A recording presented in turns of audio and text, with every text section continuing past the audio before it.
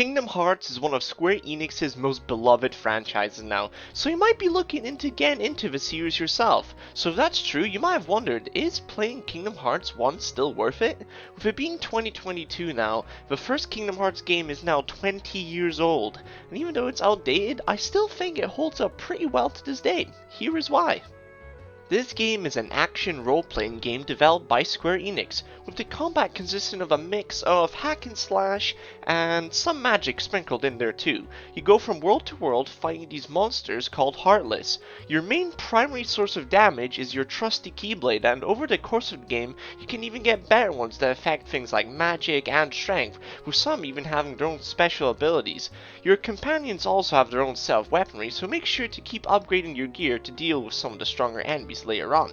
As you level up and gain experience and Sora's stats go up, he unlocks new abilities. These can range to skills like block, high jump, to even gliding, to new combo finishers and moves. Some of these can be extremely useful, so if you find yourself stuck at certain parts, then these could end up helping you get through them a little bit easier. This also carries over to your companions.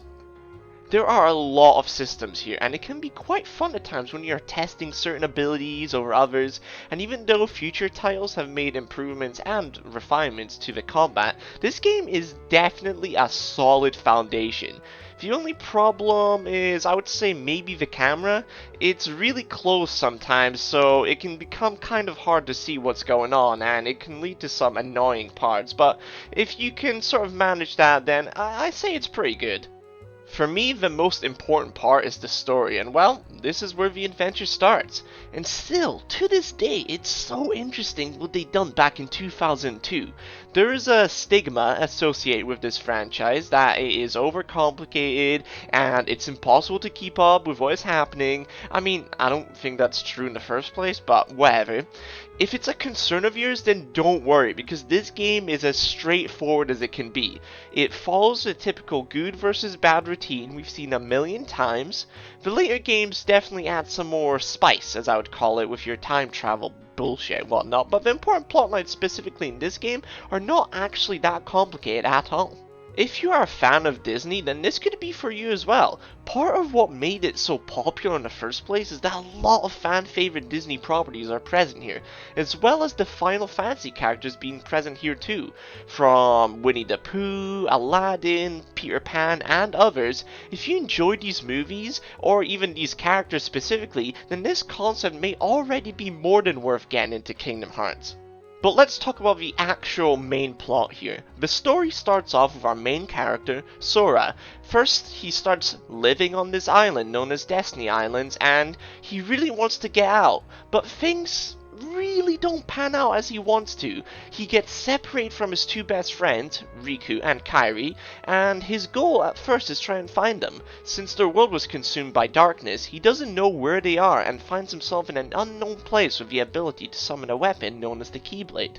After some time, this adventure turns to one of great importance for Sora. He meets his companions, Goofy and Donald. I would say trusty, but if you know your stuff, then they are 99% useless. Anyway, they set off on a journey to find other worlds that are also in the process of being consumed by darkness, and they help lock passages in those worlds that the Heartless are using to come in and steal hearts. However, both parties have alternative goals in mind, with Sora wanting to find his friends, like I mentioned earlier, but also Donald and Goofy want to find King Mickey. And that's the basic premise of the game. You go around to different worlds, not all of them Disney, there are some original ones too. You fight these enemies to uncover what is going on. And as the story progresses, you start to understand more about these Heartless and who's really in charge here, leading to a satisfying conclusion and a lot of mystery. So if this sounds remotely interesting, then I think you'll find this pretty enjoyable. There is a lot of build up for the story aspect, which in my opinion adds to the fun of all. You don't get everything at once, so if you're a fan of piecing things together, then I think this could be a game for you, at least for the story aspect. With any Kingdom Hearts games, there are a lot of Disney worlds, like I mentioned previously, but also the Kingdom Hearts team does a great job of coming up with original worlds too. Since this game was the start of everything, we get introduced to some worlds that have since become fan favorites, like Destiny Islands or Traverse Town. I think this was worth mentioning as the game does try and add other areas beside Disney properties to really make it more of its own universe, make it more unique.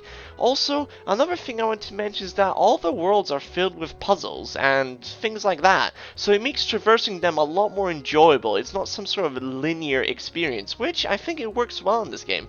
This game is filled with a lot of things to do. Obviously, like I said, the main game where you're traveling to worlds and whatnot.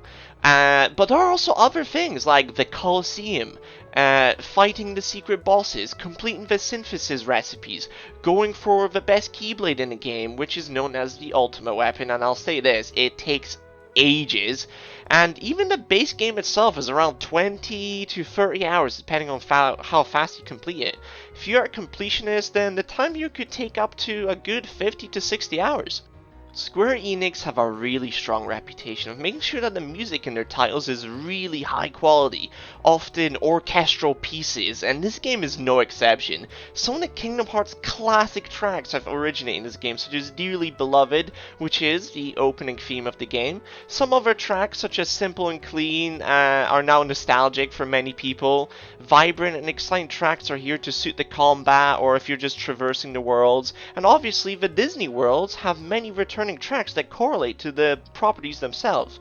Overall, Square Enix smash it out of the park every time, and the quality only goes up from this title.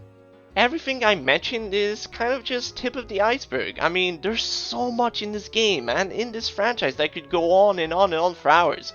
Going in blind is how I went into this franchise, and just seeing everything unfold over time is something that is really special. So if any of this looks interesting to you, then chances are you'll probably have a good time here. Kingdom Hearts spans many games and spin-offs, so there's plenty to dive into here. But until next time, I'll see you guys in the next video. Bye!